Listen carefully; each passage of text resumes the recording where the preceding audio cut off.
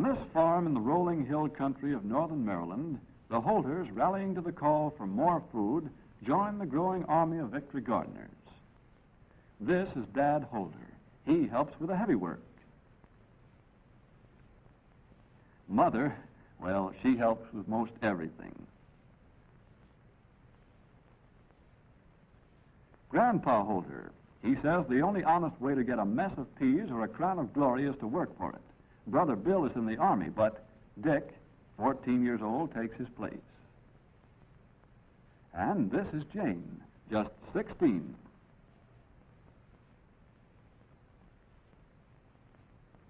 Grandpa and Dad always kept garden plans in their heads, but victory garden plans should be on paper. So, with the advice of the county home demonstration agent, they will study state and federal bulletins, which have been written to serve as guides in victory gardens.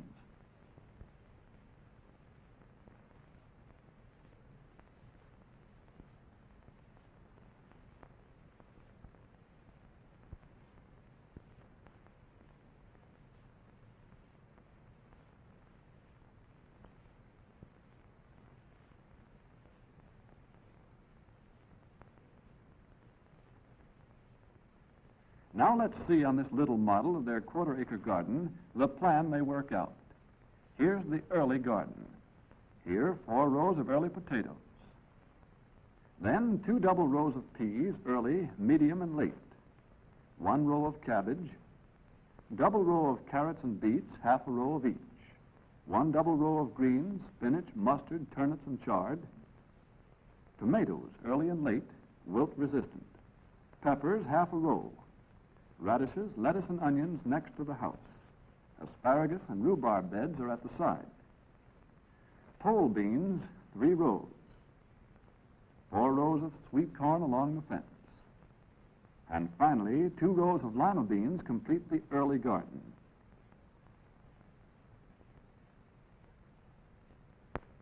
Now for the late garden. After each of the early crops is harvested, a planting of another crop is to be made so as to have a succession. For convenience of illustration, all early crops except tomatoes and chard are removed from the model. Here are the later crops. 4 rows of U.S. number 5 refugee beans, 2 rows of squash along the fence, 3 rows of late potatoes, late cabbage, carrots and beets, half double row of each, 3 rows of turnips, a row of spinach, kale and collards, half a row of each complete the late garden. Here they have a garden plan that will serve the family need this year. In succeeding years, they will want to rotate crops within the plot. Now for the real garden.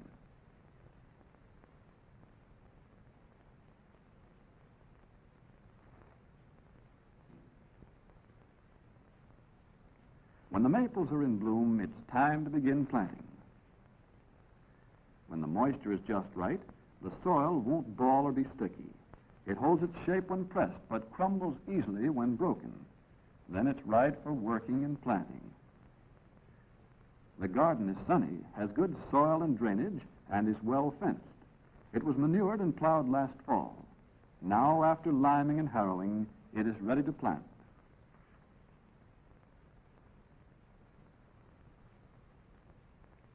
Grandpa knows how to cut seed potatoes. He makes good-sized, chunky pieces about the size of a hen's egg, each with at least 1 eye. Certified seed gives best results. Look for the blue tag. Potato rows are 3 feet apart, 4 inches deep. A complete commercial fertilizer like 5-10-5 is spread in the furrow and mixed with the soil before planting. The seed is dropped 1 piece to a hill, evenly spaced about 1 foot apart. Covering may be done with plow or with hoe.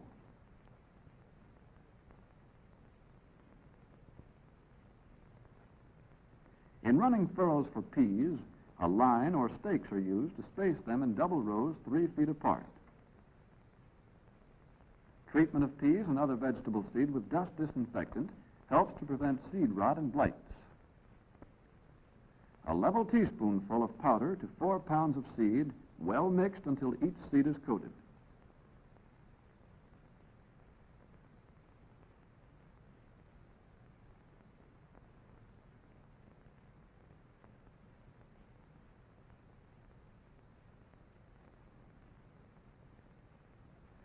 Young cabbage and tomato plants are coming along well in the cold frame. Being hardy, cabbages are planted early. Dick sets the roots deep and presses the soil firmly around them. If the ground is dry, he pours a little water into each hole before covering. A piece of tar paper, 2 inches square, with a slip to a hole in the center, will keep maggots away. The holders have best results with onion sets grown the previous year, though they could use seedlings or seed. The corner or handle of the hoe is used to make furrows for small seeds like lettuce, about a 1/2 inch deep. Jane shakes the seed out evenly, but not too thickly. Carrot seeds are also planted about a 1/2 inch deep. Beet seeds, larger, are planted 1 inch deep, 1 inch apart. Spinach seeds are planted like carrots. The young plants are thinned to 4 inches apart. The holders have selected vegetables that are grown easily, good yielders, rich in vitamins, and that can be canned or stored for winter use.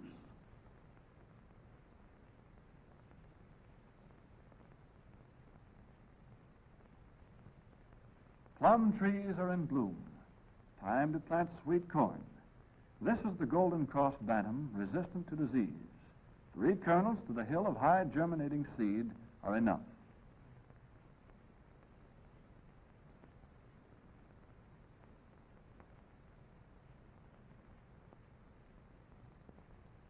Almost summer now, and the garden is coming along. A garden that will furnish plenty of nutritious, vitamin-packed vegetables for the family table.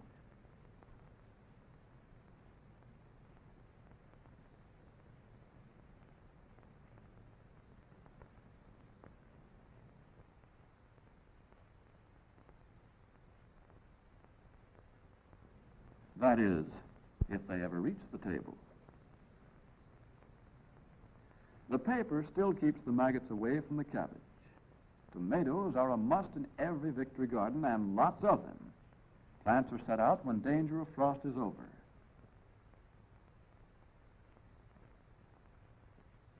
They are protected from cutworms by paper collars, fastened at the top with a paper clip or a pin.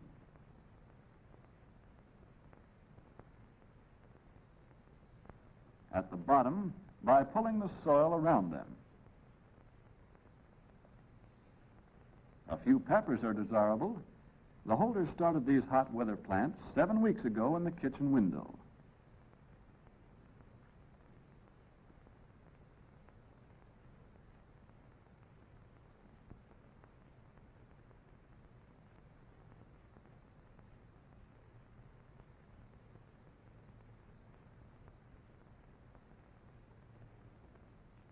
Lima beans are planted 2 to the hill, 1.5 inches deep. Pole limas and the large seeded bush type complete the early garden plantings. Some vegetables need thinning. Dick uses a garden mattock or hoe for the rough part, but finishing is done by hand. The chard is being thinned to 6 to 8 inches apart. The only way to get weeds out of a row of carrots is by hand, right now when they are small. Pigweed or amaranthus is a common, fast-growing weed. Another is lamb's quarter. They will quickly crowd out vegetables if not pulled.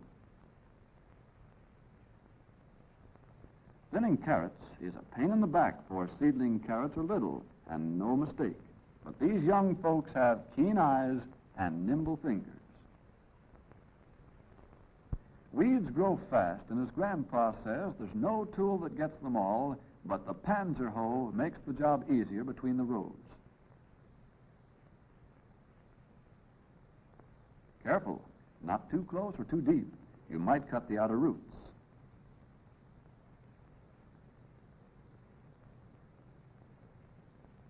A horse cultivator may do the job much faster.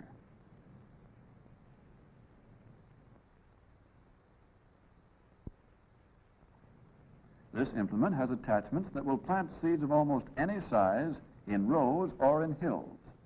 Now the pests begin to work.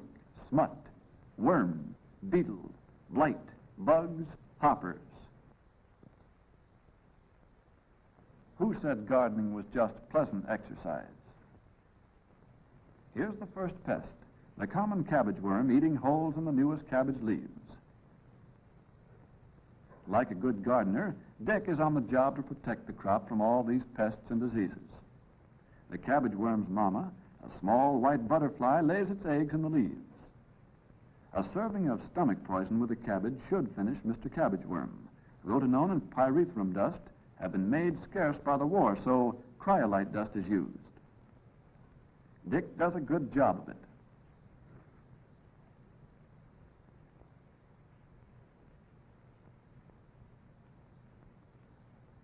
This cabbage is sick with the yellows or wilt.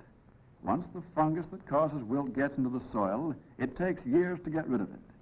Next time, Dick will use wilt-resistant varieties like Jersey Queen, Marion Market, and Globe.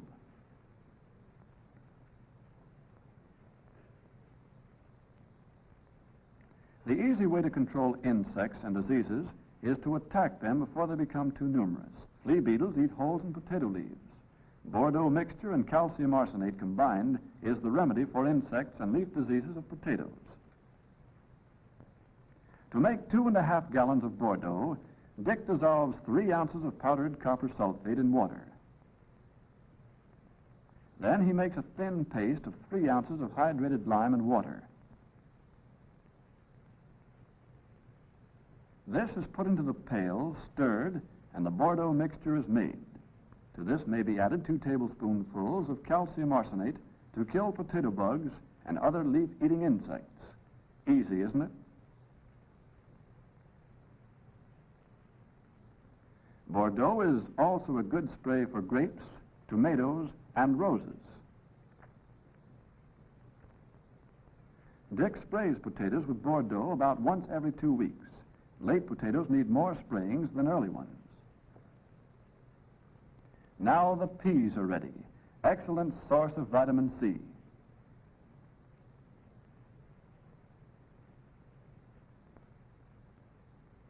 Cabbage, too, is ready to eat. Another excellent source of vitamin C, especially raw. It should be grown in every Victory garden. A solid 4-pound head, good for kraut or for storing. Cabbage is available in the garden over a long period.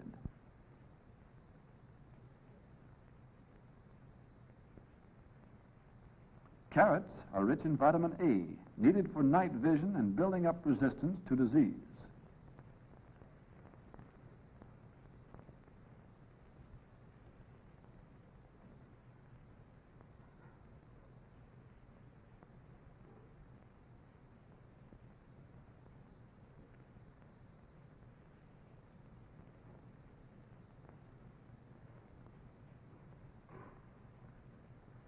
Luscious raspberries are ripening. Such delicious small fruits should be in every Victory garden. Uh-oh, those pesky bugs again. This time it's the Mexican bean beetle, a bad pest in the south and east. The young yellow beetles may strip a plant completely in a week or 2. A complete generation occurs in 35 days. Rotenone and cryolite dust is the remedy. Beetles feed on the undersides of the leaves, so Dick makes sure to reach them with the dust. One of the common causes of failure of lima and green and wax snap beans is bacterial blight. Leaves are blighted, pods and seeds are spotted. This disease is carried with the seed. Western-grown seed from reliable firms is recommended.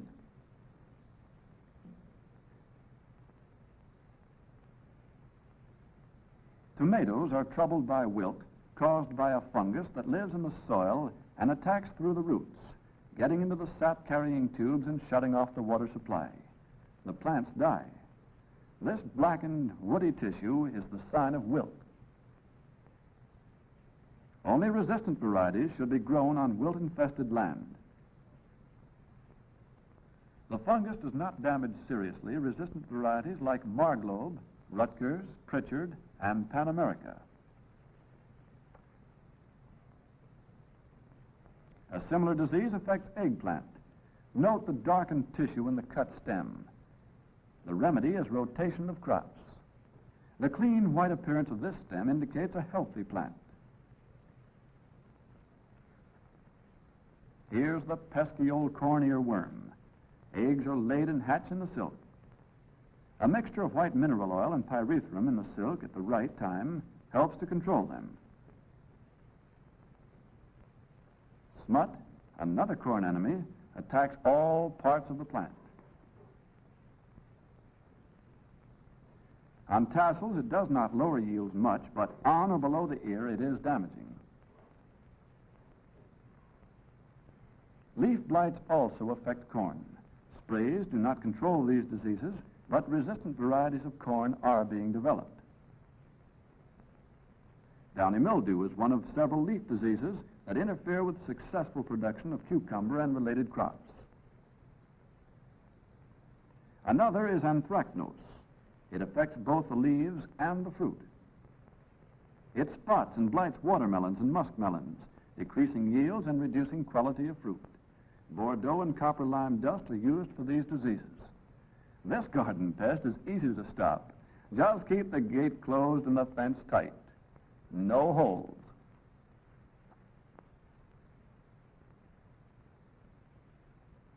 Zinnias are in bloom.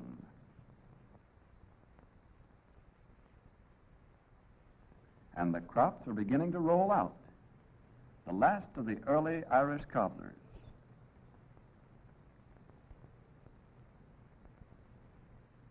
Certified seed help to make a good yield. Good quality, too, free from scab and uniform in shape.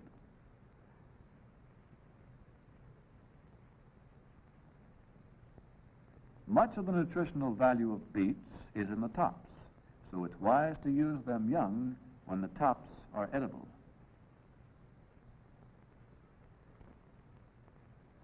Perhaps the number one garden crops, they keep ripening over a long period and are an important source of vitamin C, which is often deficient in our diets. When properly cooked or canned, there is not much loss of this vitamin. Tomatoes are easily canned. 1 bushel will fill 12 quart jars. At least 20 quarts per person should be put up.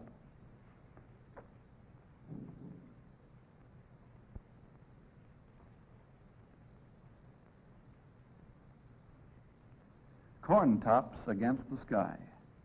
Yellow varieties of corn contain vitamin A. Both white and yellow contain small amounts of minerals and vitamins as well as starch and sugar.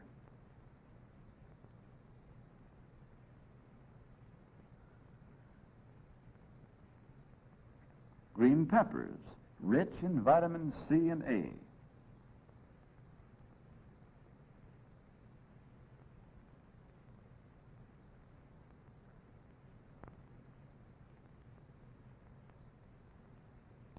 Pole beans to use, green, dried, or canned.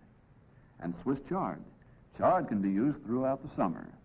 The Holder garden has plenty of such green leafy vegetables, turnip greens, mustard greens, spinach, and collards, all fine for fall and winter use. And that just about covers the Holder Victory Garden. Just one of thousands of such farm gardens. Just a sample that you can match in most any community in America. Each a health insurance policy, a dooryard savings bank. Each a vitamin mine from which you can take stuff more precious than silver or gold.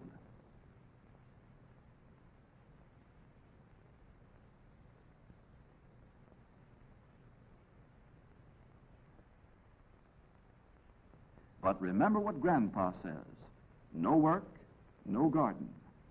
Get what that means. No work, no spuds. No work, no turnip, no tank, no flying fortress, no victory. Bear that in mind, all you victory gardeners, and work for victory.